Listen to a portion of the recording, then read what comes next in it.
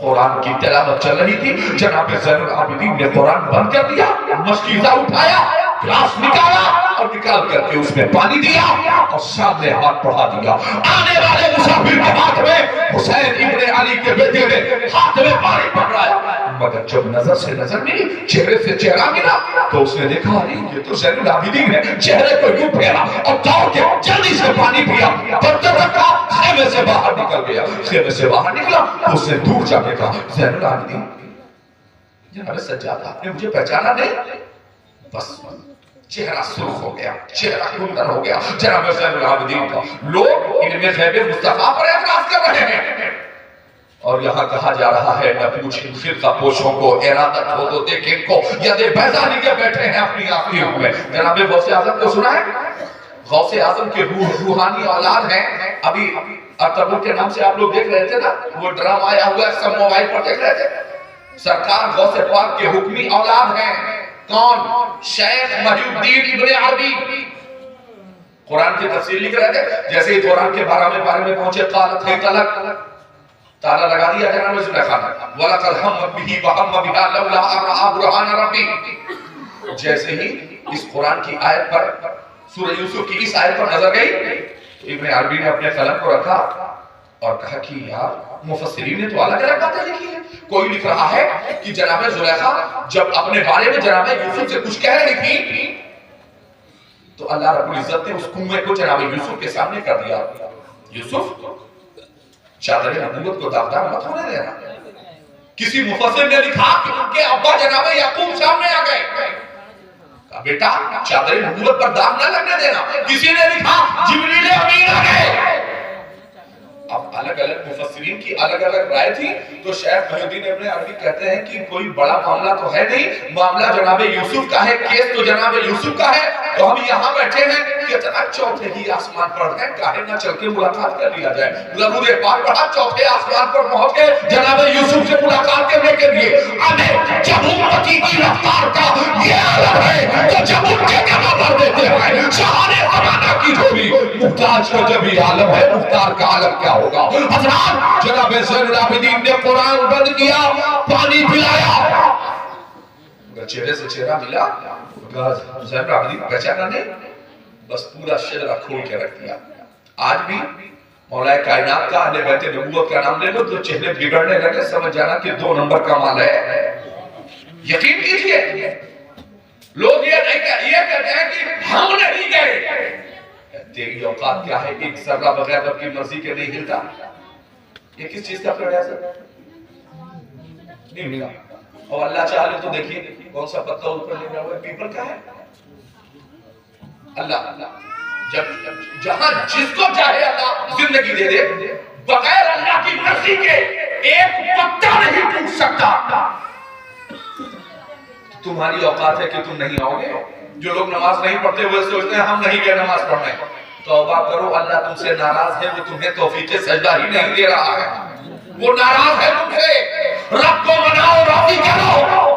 اب کوئی یہ کہے کہ ہم اہل بیت کی محفل میں نہیں جاتے، اب تو اللہ نے اہل بیت کو پاک کیا ہے، ناپاک آ ہی نہیں سکتا، اپنے آپ کو دور ہو جائیں گے۔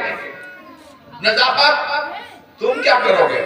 آٹومیٹک تمہیں دور کر دیا ہے، تم نہیں آ سکتے۔ تو جناب زین العابدین نے پورا شجرہ کھول کے رکھ دیا کہ میں ٹھیک سے پہچانتا ہوں تمہیں، تو نے چچا عباس کے بازو کٹنے کے بعد بھی حملے کیے تھے، تو نے میرے ابا پر نیزے کا وار بھی کیا تھا، تو نے اکبر کے ساتھ بھی ظلم کیا تھا۔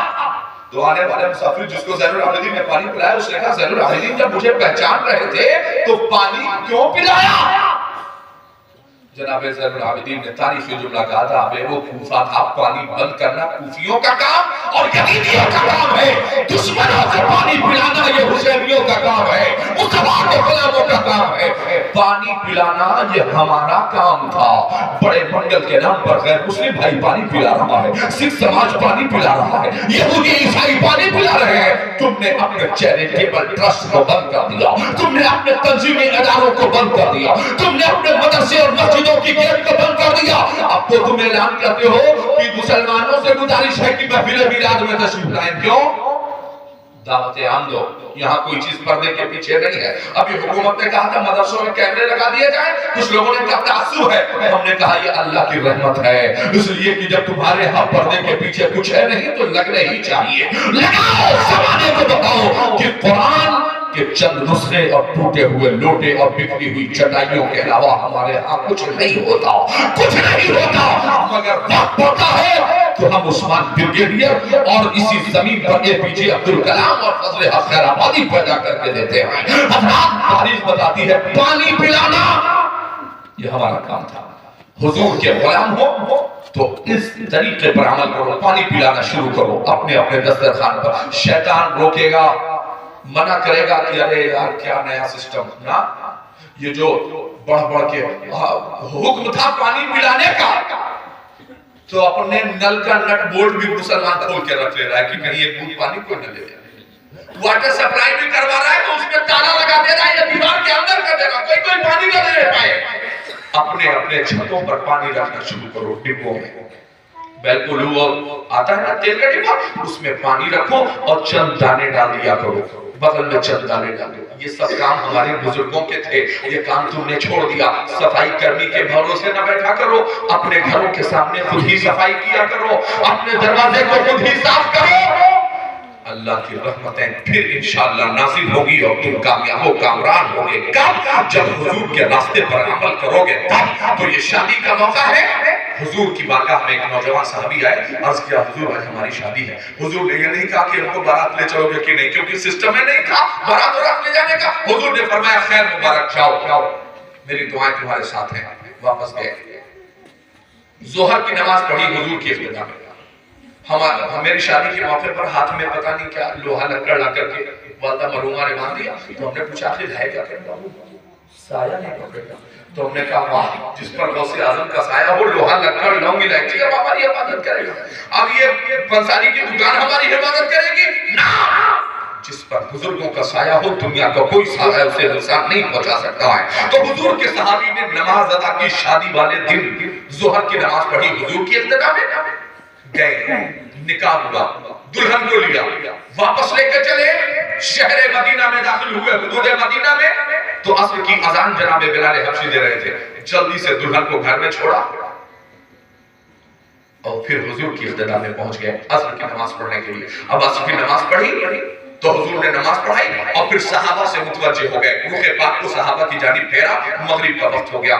کتنا وقت ہوتا ہے ایسے مغرب کے درمیان؟ 1.25 گھنٹے کا۔ حضور نے مغرب کی نماز پڑھائی، عشاء کا وقت ہو گیا۔